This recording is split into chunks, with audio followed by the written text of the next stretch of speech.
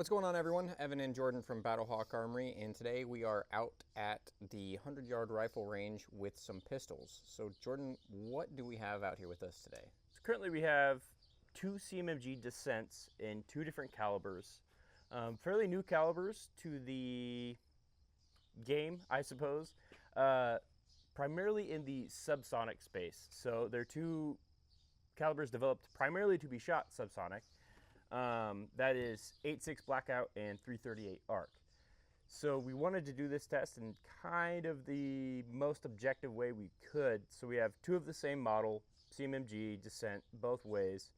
And then we have what is the most mass-produced version of the ammo. So we have Fort Scott for the 8.6 and then obviously Hornady for the 338 arc. Yeah, so basically two CMMG Dissents, like you mentioned, Jordan. These rifles are both short action, so they do have, side folding braces on them. They are both pistols.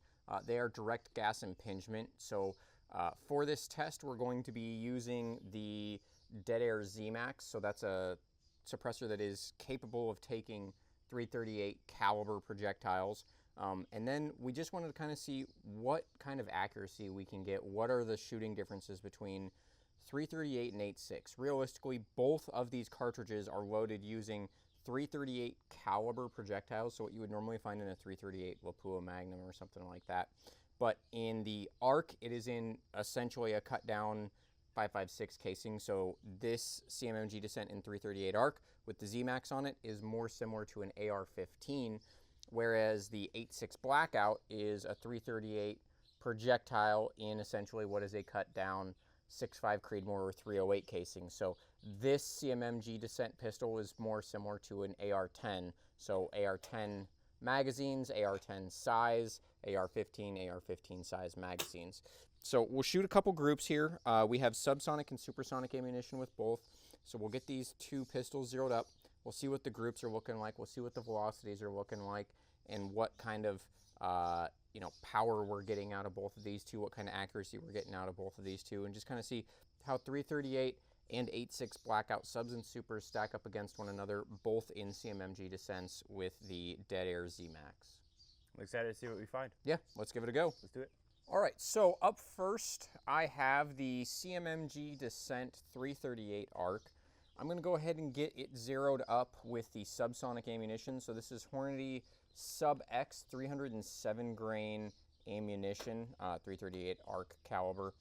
Dead Air Z-Max is installed on the front of this Dissent pistol, and then I have a Vortex Strike Eagle 5-25 optic on top, just so we have plenty of magnification to shoot some groups. So these will be the first rounds that we've shot through this Dissent.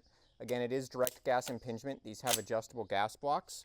The gas block I've gone ahead and opened up all the way, so if it's going to work, it's going to work right now, because again, this gas block is all the way open and we do have a fairly large suppressor on here.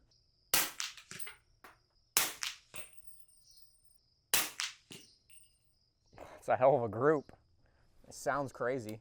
Our first three shots looking like an average of 1,024 feet per second. Group is fantastic. The first two rounds out of the pistol were right on top of each other. Third one was just a hair higher, so really good start. Made our initial adjustment.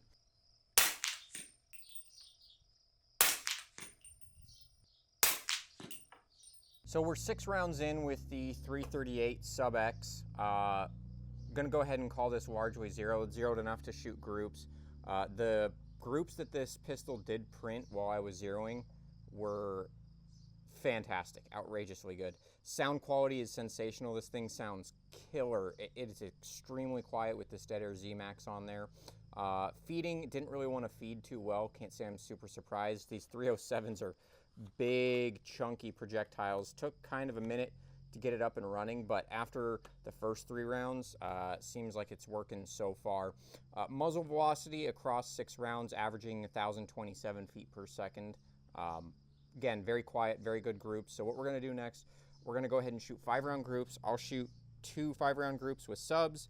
I'll have Jordan do the same, and then we'll both shoot 2 5-round groups with supers. We'll keep the chrono running. We'll kind of see what velocities we get, what the group sizes look like, and break it all down here in just a minute.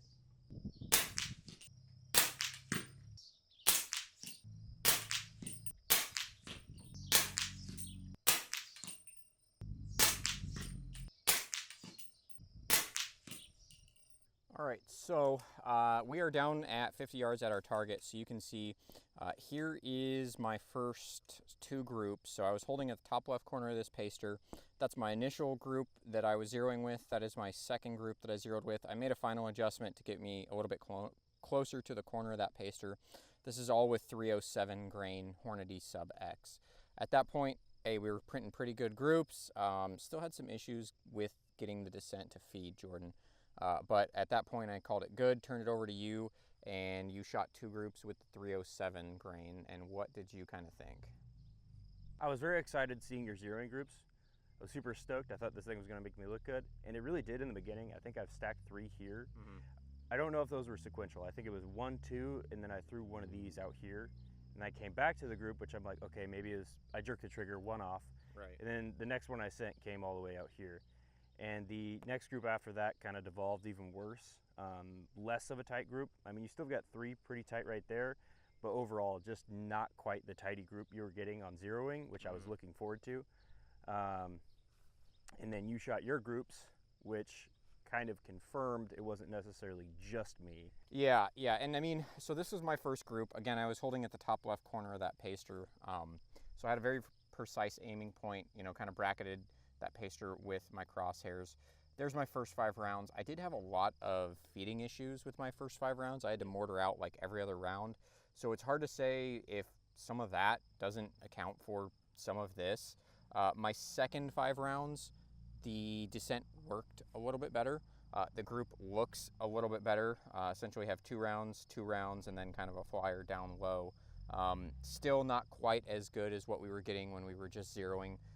So hey, it is what it is. These are our groups today with the Hornady 307 with the CMMG Dissent. So what we're gonna do now, we'll switch over to the supersonic 175 grain Hornady Black and give that a go, see if it looks any different. But if anything, Jordan, that thing sounds crazy. That is one of the best sounding suppressed firearms I've ever heard. I almost thought something was wrong at first with how quiet it was. I heard the casing hit the ground before I heard anything else, really. Yeah.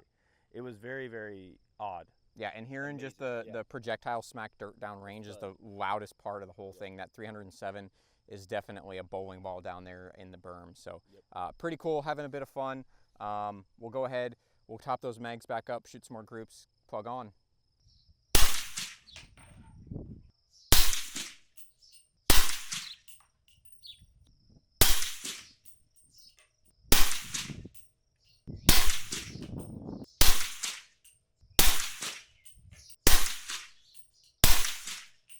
So we are downrange at the 50-yard target. Jordan, you've got some 5-round groups. I've got some 4-round groups due to a little bit of frustration with the 338. But these are with the 175 grain Hornady Black. Why don't you walk us through kind of what you thought about those 2 groups? My first 2 groups right here. These ones miraculously stayed on the paper, just skirted that corner right there, which not a terrible group, not great, not what I'd be looking for, but not a terrible group. And this one is almost exactly the same as my first subsonic group, I would say. Just about the same. I've got 3 very, very tight group and then 2 just flyers out there. Yeah. So very, very similar. Shooting it with the supers, the gas was noticeable. Yeah. And we both felt that sandblast to the face while we were trying to shoot that. Along with getting it to cycle properly was a bit of a challenge. But overall, my groups don't look terribly impacted by any of that. Yeah, and for me, with the 175 grain, my first group right here, I do have 2 in the same hole there. Those were my first 2 shots, and then it started to open up a little bit. It was frustrating. It was gassy. Again, we were kind of battling the CMMG Dissent, trying to get it to work. I only ended up shooting 2 4-round groups due to the fact that I was just mortaring out so many rounds. It's hard to say for sure what's going on. The pistol has been lubricated twice. We've tried 2 different types of ammo. Gas has been opened up all the way, so we're using the magazines that have been included with it, but it just seems to be failures to feed, which is not exactly extremely surprising given the extreme dimensions of the 338 ARC cartridge. But hey, it is what it is. It sounds really good shooting subsonic suppressed ammo. At least with the subs, we did have some really promising groups to start out the day. What we're going to do next is we're going to jump over to the big brother, the 8.6 Blackout. We'll shoot a few rounds with that and kind of see how we feel about 338 versus the 8.6, directly against one another. Sounds good. So We have switched over to the 8.6 Blackout now after we have completed firing with the 338 ARC. We have a Burris XTR3 mounted up, 5.5 to 30. I have some subsonic Fort Scott ammo. Gonna try to get her zeroed up here. Got the Garmin running, and we are ready to rock. Here we go.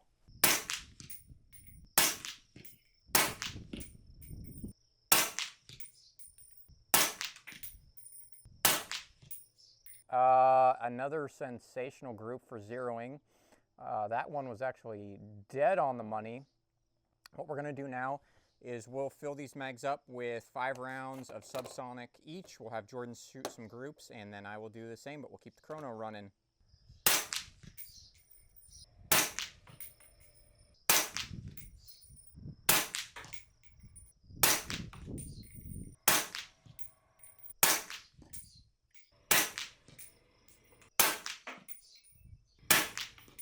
All right, so we are down at the target.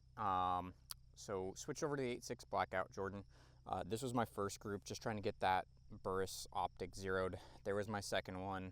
Really easy to make those adjustments when you have a mil scope. So kind of a side point, but you shot 2 5-round groups. What'd you think of the 8.6 Blackout subsonic? My first group, I didn't believe, to be honest with you. It looks as good as your zeroing groups over here. Mm-hmm. So that was phenomenal. Like that's something I didn't even know I was capable of, which led to the second group potentially getting a little lazy. Yeah, just a little sloppy, overconfident. You know, obviously spread out there, but not a terrible group overall, especially when we're looking at things like this. Still a relatively good grouping, but just a little looser than that. That is nuts. Yeah, so you started out really strong with the subsonic Fort Scott, a little bit wider there. My groups are decent, probably about an inch group, which is what I've kind of come to expect with those copper solids. But still shooting a lot better than what we saw on the 338 ARC. The CMMG Dissent in 8.6 Blackout is also working a lot better. So while we have been shooting, we've also been working on cleaning the 338. We did lubricate it twice this morning. We did lubricate the 8.6 Blackout. Both of them, the gas systems are all the way open. So we're trying to give them the best chance possible. But right away, 8.6 is working really well. It's printing pretty decent groups. What we're going to do next is we'll switch over to the Fort Scott supersonic ammo, and we'll give that a go, see what the groups look like with the Fort Scott, and probably maybe give the 338 one final go, and we'll wrap things up. Sounds good.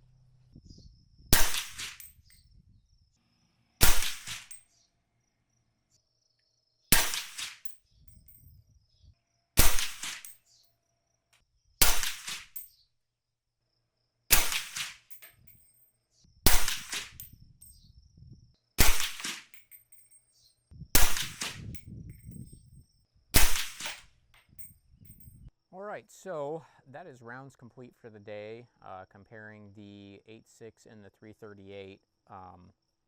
Jordan, why don't you walk us through your supersonic groups with the 8.6 Blackout? Supersonic, straight up front, a little bit rough. The hold should have been low, but I hit high, barely nicking the board up here. Not a terrible group, but just not, not printing like we were over here. Mm-hmm. Kind of expected to a degree. And actually my second group just went off the rails completely. You seem to hold it together pretty good. You're still printing pretty awesome groups from that 8.6 Super. Mine kind of just fell apart for whatever reason. Yeah, I mean, I think that realistically my groups were pretty darn good. I had a really good cluster in both of my groups with the supersonic 8.6 Blackout. Overall, the groups were about the same average size, I would say, between subs and supers. So the 8.6 Blackout seemed to print pretty good groups across the board. Everything for me looks to be right about an inch between subs and supers. Obviously, we have different impacts, and got to adjust your aim because there's a pretty big difference between the projectile size, weight, the actual velocity, and things like that. But 8.6 Blackout, first of all, CMMG Dissent seemed to work pretty darn well in 8.6 and shot about an inch groups, if not, perhaps a little bit more as long as we were doing our part. Kind of a surprising video, if we're being honest. So comparing the 338 and the 8.6, everything 338 arc was a larger group, I would say.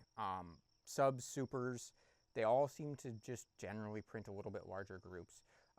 Running through the numbers, this was another surprising thing. Right off the bat, the subsonic 307 grain 8.6 Blackout had an average kinetic energy of 726 foot-pounds of energy, standard muzzle velocity of 1,032. So these are our subsonic 338 arc groups, so 726 foot-pounds of energy. Switching over to our 8.6 Blackout, average kinetic energy of 637 foot-pounds. So standard muzzle velocity of 1,003 feet per second. So interestingly, the 8.6 Blackout, even though it was a large frame cartridge with a, in theory, larger case with more powder, they're actually lighter projectiles in the Fort Scott versus the Hornady Sub X, and those lighter projectiles were actually going a little bit slower. So subsonic to subsonic, we were actually less powerful with the 8.6 Blackout. However, printing a little bit better groups. Comparing supersonic versus supersonic, let's go to our data here. So with the Hornady Supersonic, average kinetic energy of 1,542 foot-pounds, muzzle velocity 1,992 feet per second. So 1,542 with our Hornady 175 grain.